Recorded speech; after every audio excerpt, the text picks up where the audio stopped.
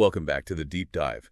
We're taking a look at a really interesting piece of source material you've sent over today. Yeah, this one's an excerpt from a story, Cabbage White, adapted from Jake Alsop's Happy Days and Short Stories. And it tells this story about two kids. They're on holiday, trying to earn a bit of cash on a farm. But they walk straight into this classic farm problem.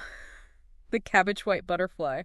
Or rather, it's caterpillars. Exactly. So think of this as a mini case study you've given us. We're going to unpack it. Right. See what problem the kids faced, how they tried to solve it, which was unexpected. Very unexpected. And then see what insights it offers, about tackling big problems and maybe unintended consequences. It's got a simple setup, but yeah, some surprising turns. Let's dive in. Okay, so it starts with Sarah. She's 12, and Jamie, 11. They arrive at this farm.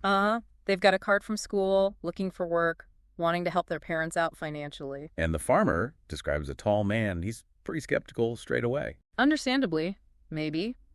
He says farm work's hard. He usually needs, strong adults. Yeah, their age is the first obstacle. But Sarah, she pushes back a bit. She does. The source says she pleads, like, surely there's something they can do on a big farm like this. And that leads to the actual problem. The farmer pauses, thinks. Scratches his head, lifts his hat. The classic thinking pose. Yeah. And then he asks, know what a cabbage white is? Yeah, and Sarah's right on it. Right. White butterfly, lays eggs on cabbages, caterpillars hatch. Jamie chimes in, too, adds that the caterpillars eat the leaves. They know the basics. Just enough, it seems. He checks if they're scared of caterpillars. Sarah says, not at all. That seems to be the clincher. So he gives them the job. Which is, check every single cabbage. Yeah. Every one. And get rid of all the caterpillars. Simple instructions. Pick them off, put them in these pails he gives them. Right. And payment depends entirely on whether he thinks they did a good job. No pressure then. Not at all. So they take their pails, head to the cabbage patch, and then it hits them, the scale. Oh, yeah. Jamie looks out and just says, there must be 1 million cabbages. Sarah agrees, at least. You could feel the overwhelm starting already. And then Sarah does this quick, maybe slightly dodgy calculation. Yep. If there are 10 caterpillars per cabbage, that's 1 billion caterpillars. 1 billion. Wow.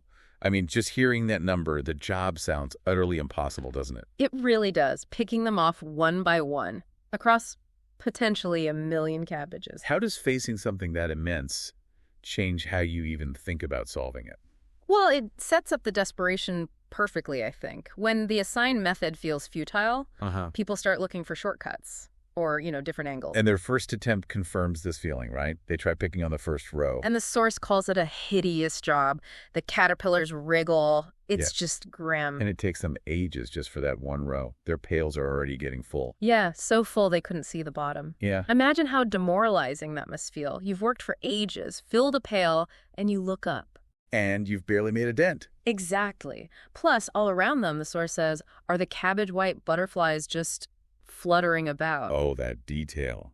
The description is great. The insects seem to be mocking them. Yeah, like they're saying, go ahead, pick the caterpillars. We'll just lay millions more eggs. That must have been infuriating. Tackling the symptom while the cause is just flying around, laying more problems. That seems to be the trigger, the breaking point. It sparks the change in tactic. Okay, so Sarah sees a butterfly, and she asks Jamie. Sort of thinking aloud, caterpillars come from eggs, right? Jamie agrees. And where do eggs come from? The butterflies lay them.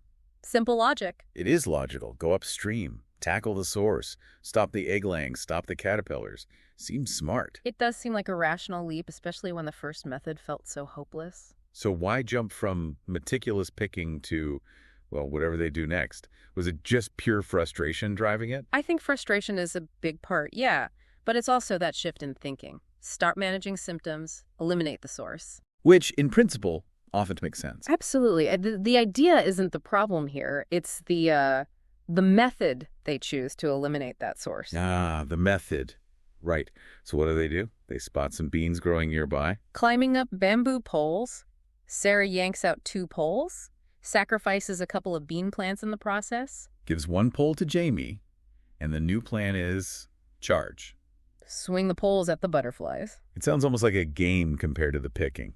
The source says Jamie thought it was a good game. He follows her lead. They start swinging. It's hard to hit them in the air, apparently.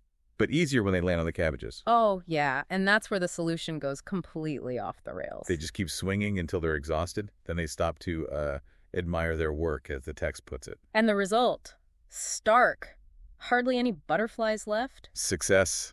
They got the source. Hardly any cabbages left either. Oh, no. Total destruction. The source states it plainly. It is difficult to hit a butterfly on a cabbage without hitting the cabbage too.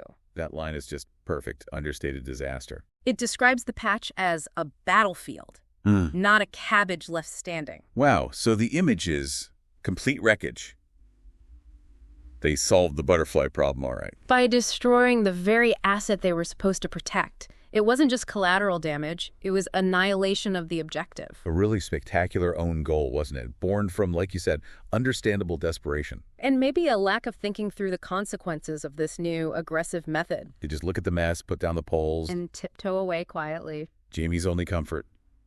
The farmer knew their names, but not where they lived. Thank goodness they both agree. A rather guilty retreat. So ends their short-lived career in pest control. Indeed.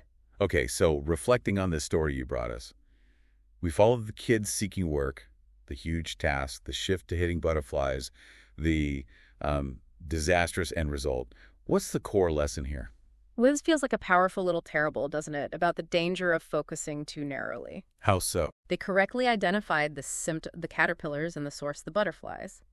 When dealing with the symptom felt impossible, they went for the source. Which sounds right, but their method completely ignored the context. It didn't respect the delicate thing they were trying to save the cabbages. They used brute force against the source and destroyed the asset. Right. It shows that just shifting focus from symptom to source isn't always enough. Your solution has to actually, work within the system without wrecking it. Exactly. You need to consider the whole picture, the potential impacts. Their solution created a much bigger problem, no cabbages at all. And maybe that initial feeling of being overwhelmed, that sheer scale, just blinded them to the risks of the pole-swinging idea. Desperation can definitely lead to some pretty short-sighted choices. It really makes you think, doesn't it? Yeah.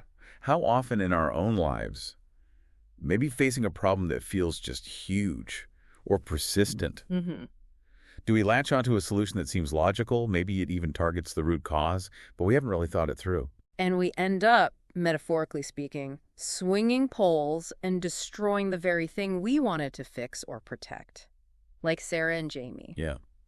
It really flags that need to pause and consider the full impact before jumping into action, especially drastic action.